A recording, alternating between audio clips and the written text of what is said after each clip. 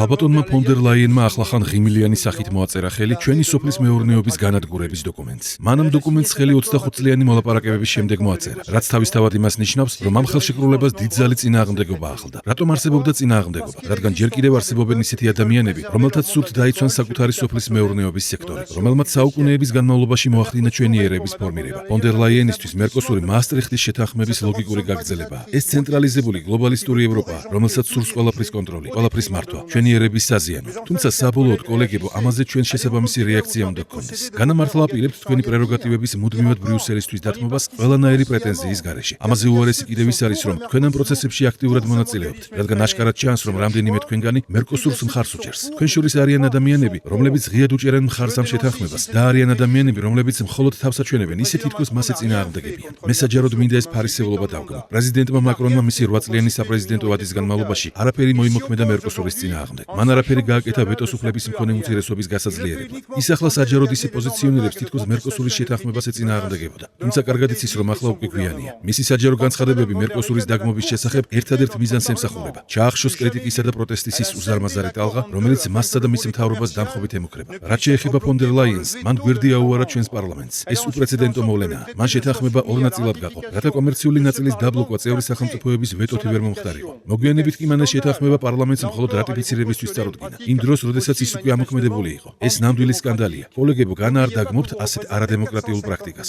არ დაგავიწყდეთ, რომ თქვენ 450 ევროპელ მოქალაქეს წარმოადგენთ. ხუთშაბათს კენჭისყრის დროს ჩვენ გავიგებთ, ვის სურს ჩვენი სოფლის მეურნეობის სექტორის გადარჩენა და ვის სურს მისი განადგურება. მოგიწოდებთ უფრო მაღლა დადგეთ, ვიდრე პარტიული ინტერესებია, რათა ობიექტურად დაიცვათ ჩვენი ხალხის ინტერესები. ხუთშაბათს უნდობლობის ვოტომისთვის ხმის მიცემით თქვენ სიმამაცეს გამოიჩენთ და მხარს დაუჭერთ ჩვენს ფერმერებს. ამასთანავე დაუბრუნებთ ევროპარლამენტს საკუთარ შესაბამის როლს. თუ პირიქით მოიქცევით და ხელს წითელ ღილაკს დააჭერთ, უამრავ ადამიანს გაუცურებთ იმედს და თქვენი მსაჯული ისტორია გახდება.